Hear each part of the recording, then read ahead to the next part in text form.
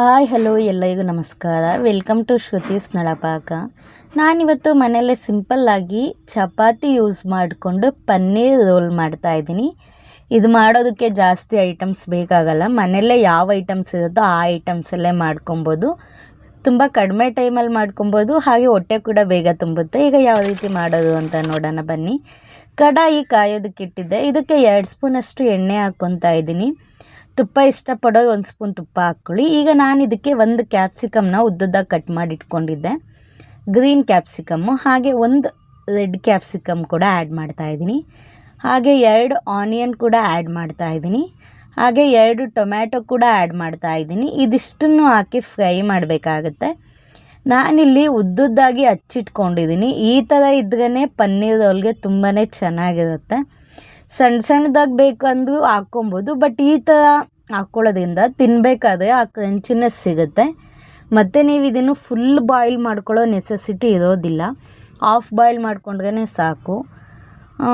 ಇದಕ್ಕೆಲ್ಲ ನಿಮಗೆ ರೋಲ್ಸ್ಗೆಲ್ಲ ಹಾಫ್ ಬಾಯ್ಲೇ ಇರಬೇಕು. ಈಗ ನಾನು ಪನ್ನೀರ್ ಹಾಕ್ಕೊತಾ ಇದ್ದೀನಿ. ಇದು ನಾನು ಆ್ಯಕ್ಚುಲಿ ಮೊದಲೇ ಫ್ರೈ ಮಾಡ್ಕೊಂಡಿದ್ದೆ ಫ್ರೈಯರಲ್ಲಿ. ಪನ್ನೀರಿಗೆ ನಾನು ಮೊಸರು ಮತ್ತು ಶುಂಠಿ ಬೆಳ್ಳುಳ್ಳಿ ಪೇಸ್ಟ್, 1 ಸ್ಪೂನ್ ಚಿಲ್ಲಿ ಪೌಡರು, ಅರ್ಧ ಸ್ಪೂನ್ ಗರಂ ಮಸಾಲ, ಅರ್ಧ ಸ್ಪೂನ್ ಧನಿಯಾ ಪುಡಿ ಹಾಕಿ ಮಿಕ್ಸ್ ಮಾಡಿ ಫ್ರೈಯರಲ್ಲಿ 10 ಮಿನಿಟ್ಸ್ ಕುಕ್ ಮಾಡ್ಕೊಂಡಿದ್ದೆ. ಈಗ ಅದನ್ನು ಆ್ಯಡ್ ಮಾಡ್ಕೊತಾ ಇದ್ದೀನಿ. ಇಲ್ಲಾಂದರೆ ನೀವು ಆ ಥರ ಮಾಡಿ ಇದಕ್ಕೆ ಡೈರೆಕ್ಟಾಗಿ ಕೂಡ ಹಾಕ್ಕೊಬೋದು. ಈಗ ನಾನು ಇದಕ್ಕೆ 1 ಸ್ಪೂನ್ ಚಿಲ್ಲಿ ಫ್ಲೇಕ್ಸ್ ಹಾಕ್ಕೊಂಡಿದ್ದೀನಿ. ಚಿಲ್ಲಿ ಫ್ಲೇಕ್ಸ್ ಹಾಕ್ಕೊಳ್ಳೋದ್ರಿಂದ ಖಾರ ಸ್ವಲ್ಪ ಮೈಲ್ಡಾಗಿರುತ್ತೆ, ಅದಕ್ಕೋಸ್ಕರ ಅಷ್ಟೇ. ಈಗ 1 ಸ್ಪೂನಷ್ಟು ಜೀರಿಗೆ ಪುಡಿ ಹಾಕ್ಕೊತಾ ಇದ್ದೀನಿ. ಹಾಗೆ ಅರ್ಧ ಸ್ಪೂನಷ್ಟು ಪೆಪ್ಪರ್ ಪೌಡರ್ ಹಾಕ್ಕೊತಾ ಇದ್ದೀನಿ.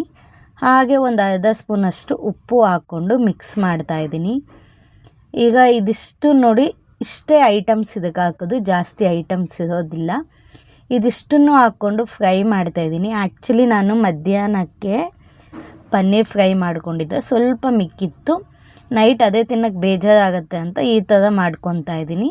ನೀವಿಲ್ಲ ಅಂದರೆ ಮೊಸರು ಹಾಕಿ ಇದೆಲ್ಲ ಕಲಸಾದ್ಮೇಲೆ ಡೈರೆಕ್ಟಾಗಿ ಇದಕ್ಕೆ ಕೂಡ ಹಾಕ್ಕೊಬೋದು, ತೊಂದರೆ ಇಲ್ಲ.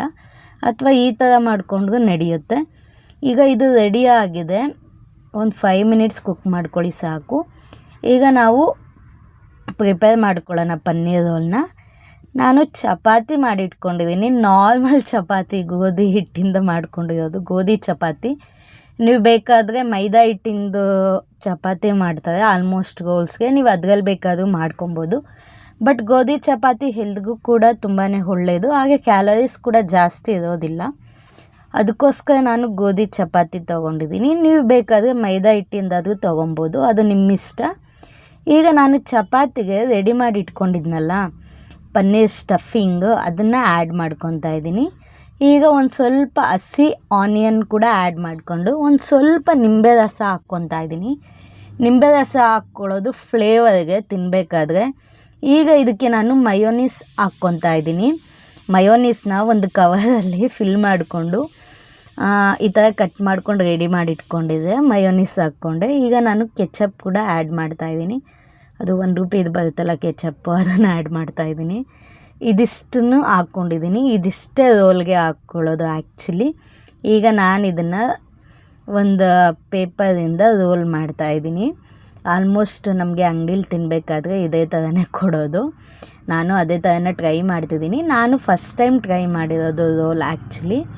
ಈಗ ನೋಡಿ, ಪನ್ನೀರ್ ರೋಲ್ ತುಂಬಾ ಈಸಿಯಾಗಿ ಮತ್ತು ಟೇಸ್ಟಿಯಾಗಿ ರೆಡಿಯಾಗಿದೆ. ಖಂಡಿತ ನೀವು ತಪ್ಪದೆ ಟ್ರೈ ಮಾಡಿ, ನಿಮಗಂತೂ ಖಂಡಿತವಾಗ್ಲೂ ಇಷ್ಟ ಆಗುತ್ತೆ. ಹಾಗೆ ಹೇಗಿತ್ತು ಅಂತ ನನಗೆ ಕಮೆಂಟ್ ಸೆಕ್ಷನಲ್ಲಿ ಕಮೆಂಟ್ ಮಾಡಿ. ಕೊನೆವರೆಗೂ ವಿಡಿಯೋ ನೋಡಿದ್ದಕ್ಕೆ ತುಂಬಾ ಥ್ಯಾಂಕ್ಸ್. ಹೀಗೆ ನನ್ನ ಚಾನಲ್ನ ಸಪೋರ್ಟ್ ಮಾಡಿ. ಹಾಗೆ ನಿಮ್ಮ ಫ್ಯಾಮಿಲಿ ಫ್ರೆಂಡ್ಸ್ಗೂ ಕೂಡ ಶೇರ್ ಮಾಡಿ. ಬಾಯ್ ಬಾಯ್, ಟೇಕ್ ಕೇರ್.